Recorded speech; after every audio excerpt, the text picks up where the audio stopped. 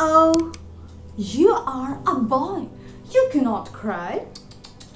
Crying is not for boys, remember. It's for poor girls. Oh shit. You have so inadequate hairs on your chest. You don't look like a man. So how many hangouts are there in your list? I mean to say, how many, relationships do you have? What? Sure. You don't seem to be you don't seem to be masculine. Yes. Hi. So this type of statements we get to hear around, right? And now after hearing this, we blame to our, men around. We blame them that, you are not a decent, you are not an elegant personality. But we tend to forget that whatever happens around us, the origin is always our family. Yes, when a guy grows up, he has to listen all the time from, his mother, father, and each and everybody in his family that guys and boys do not cry. Exactly. And from that time, boys just accumulate any sort of revenge or that popularity, that winning, all kind of thinking in them that how to demotivate girls, how to dominate girls, how to just dominate the female power and show that we are everything. Hold on. This is not only, the females are not only the victim of toxic masculinity. Yes, there are a lot of males who suffers from this, from the peer pressures of toxic masculinity. Females always suffer, honestly, when there is a party in their home and her husband is arranging all this party and her husband is expecting her to do each and everything, starting from welcoming guests to satisfying all the needs and all that. But if the very next day of that party is something of that particular woman, suppose for example exam or some competitions or anything, that man will never bother to help that woman, right? And on the top of that, if that woman do not satisfy whatever her husband says, then she would be killed by the words, she will be tortured, etc.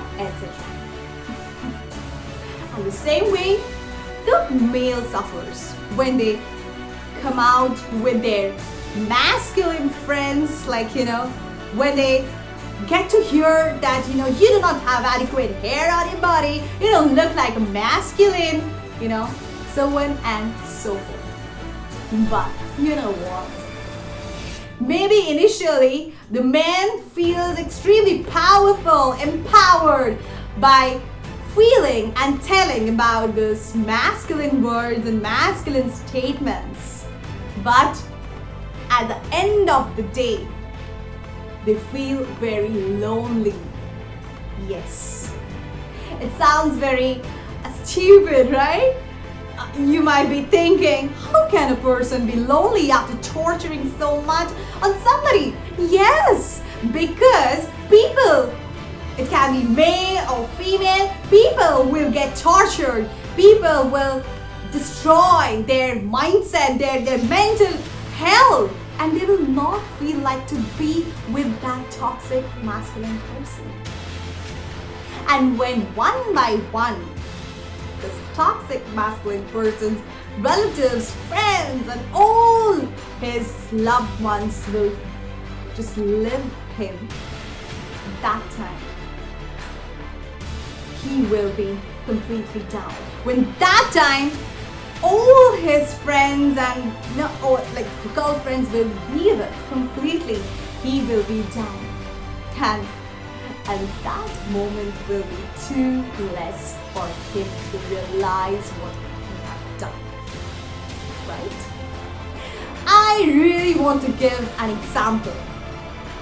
I have seen this documentary of Nirbhaya. Yes, the reason behind the demise of our sweet, innocent, super talented girl, Jyoti. Right, I think we all have heard about it. You know how Jyoti faced this dangerous, brutal rape in that night? From the 7 or 6, I'm sorry, I didn't remember, that group of rapists? Yes. Toxic masculinity was the reason behind that. Because Jyoti and her boyfriend went out to see the movie Life of Pi. And when they were coming back, this group of men asked them the question, why are you out at night? And that, I'm sorry to say, was just 9 o'clock, 9 p.m. It was not so night. And when Jyoti slapped them on their face, that was the moment which triggered their masculine power. You are a girl, how could you slap me on my face? And then they took the revenge of rape. How brutal is this world, right? Yes, friends. I just want to say one thing. Whoever is watching me right now, by toxic masculinity, you will lose your surroundings. And rather proving yourself that you are powerful, you will be proved that you are lonely. You are discriminated. You are untouchable, because when you will not have your peers around you. I just do not want to say the negative side of it. Before I sign out, I just want to say one thing. Rather thinking about yourself that you are the top notch, you're the best, you can just just ruin somebody's life by sexually harassing, by showing your power, by showing your masculinity. I'm sorry, you will fail at the end of the day. Yes, I completely agree. Our culture, our religion, our text, our history, all of those have proved that how masculine, how man is required for a woman's protection. But it is contradictory, right? Did you understand this thing? We send men with the women after 6 o'clock at evening for protection. For whom? For the man. Exactly. Men are going with the women for protection to save or to protect them from the men. Then why don't the men save themselves? Why don't the men stop all these atrocities? Why don't the men stop this brutal, ruining work so that the men do not have to go out with the women to save themselves? Seriously, my heart aches when I heard about the textures, about the scenario, about the qualities of men who are there in our world still. Not only for protection, but to promote women and to just help women to work on their interest. Not to take power, not to take the privilege of power and to give promotions to the women, but to identify their equal talent and promote them.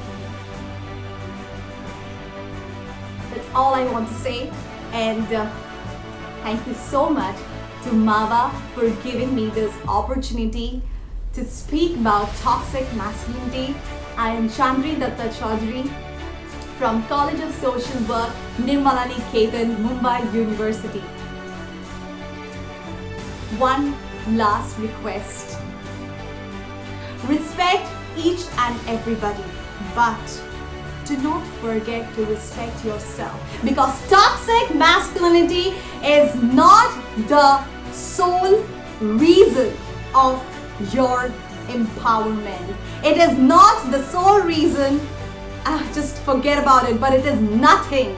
It is nothing. You are getting misled by thinking that you do not have hair on your chest. Maybe you are not masculine. You are. Do not be masculine from your body, but from your mind with elegance. Thank you so much.